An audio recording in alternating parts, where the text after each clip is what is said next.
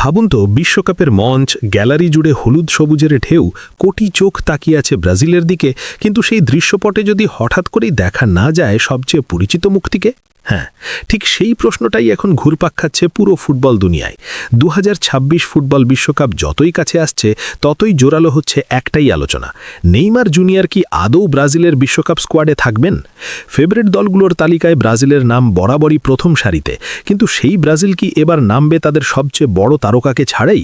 Injury কাটিয়ে ফেরার অপেক্ষায় থাকা নেইমার মার্চ মাসের ফিফা উইন্ডোতেই জাতীয় দলে ফেরার দৌড়ে থাকলেও ব্রাজিল কোচ কার্লো আনচেলত্তির পরিকল্পনায় তার অবস্থান এখনও ধোঁয়াশায় মোড়া। সম্প্রতি আনচেলত্তি যে সম্ভাব্য একাদশের ইঙ্গিত দিয়েছেন, সেখানে নেইমারের নাম অনুপস্থিত, আর সেটাই আগুনে ঘি ঢেলেছে। একের পর এক চোট, দীর্ঘ মাঠের বাইরে থাকা আর ভবিষ্যৎ পরিকল্পনায় ফিটনেসকে সর্বোচ্চ গুরুত্ব দেওয়া, এই সব মিলিয়েই নেইমারকে নিয়ে খুব একটা সবুজ সংকেত দিতে দেখা যায়নি অভিজ্ঞ এই ইটালিয়ান কোচকে। প্রশ্ন তাই আরও বড় হয়ে উঠছে: নেইমার যদি শেষ পর্যন্ত বিশ্বকাপ স্কোয়াডে না থাকেন কিংবা আনচেলত্তির সেরা পছন্দের তালিকায় ঢুকতে না পারেন, তাহলে কেমন হতে পারে ব্রাজিলের বিশ্বকাপ একাদশ? এই প্রশ্নের সম্ভাব্য উত্তর খুঁজতেই সামনে এসেছে এক আলোচিত প্রতিবেদন। জনপ্রিয় ক্রীড়া মাধ্যম ব্লিচার রিপোর্ট তাদের বিশ্লেষণে তুলে ধরেছে নেইমারবিহীন ব্রাজিলের সম্ভাব্য বিশ্বকাপ একাদশ। প্রতিবেদনে বলা হয়েছে, আক্রমণ ভাগে এবার ব্রাজিলের নির্ভরতা যেতে পারে নতুন ভারসাম্যের দিকে।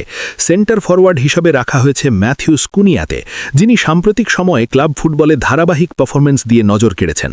তার ঠিক পেছনে আক্রমণ ভাগে 3 তারকার সমন্বয়: ভিনিসিয়াস জুনিয়র, রাফিনা ও রদ্রিগো।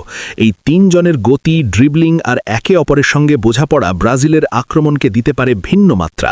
নেইমারের অনুপস্থিতিতে আক্রমণের ভার থাকবে দলগত ফুটবলের ওপর, যেখানে একক জাদুর চেয়ে প্রাধান্য পাবে দ্রুত পাসিং ও পজিশনাল প্লে।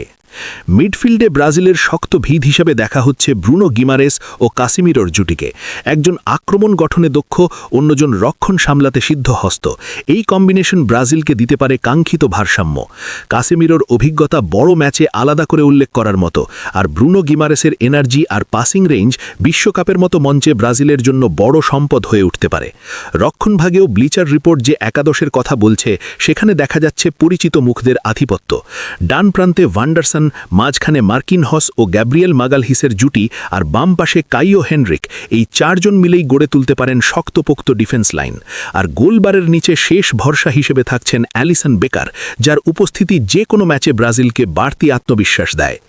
এই সম্ভাব্য একাদশের সবচেয়ে বড় বৈশিষ্ট্য একটাই: এটা নেইমার নির্ভর নয়, বরং দলগত ভারসাম্য, তরুণদের গতি আর অভিজ্ঞদের ঠান্ডা মাথার সমন্বয়েই ব্রাজিলকে এগিয়ে নিতে চান আনচেলত্তি, এমনটাই ইঙ্গিত মিলছে। অবশ্য এর মানে এই নয় যে নেইমারের অধ্যায় পুরোপুরি শেষ। ফুটবল বিশ্ব জানে ফিট নেইমার মানেই ম্যাচের গল্প বদলে দেওয়ার ক্ষমতা, কিন্তু বাস্তবতা হলো বিশ্বকাপের মতো টুর্নামেন্টে কোচরা ঝুঁকি নিতে চান কম, আর নির্ভর করতে চান যারা নিয়মিত মাঠে আছেন শতভাগ ফিট। সেই হিসেবেই হয়তো আনচেলত্তির পরিকল্পনায় নেইমারের জায়গা আপাতত অনিশ্চিত। সব মিলিয়ে 2026 বিশ্বকাপের আগে ব্রাজিল ফুটবল দাঁড়িয়ে আছে এক গুরুত্বপূর্ণ মোড়ে।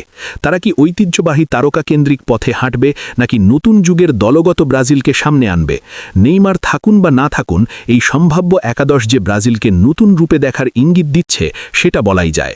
আর এই প্রশ্নের চূড়ান্ত উত্তর মিলবে বিশ্বকাপের মঞ্চেই, যেখানে ইতিহাস লেখা হয় আর কিছু অধ্যায় থেকে যায় স্মৃতির পাতায়।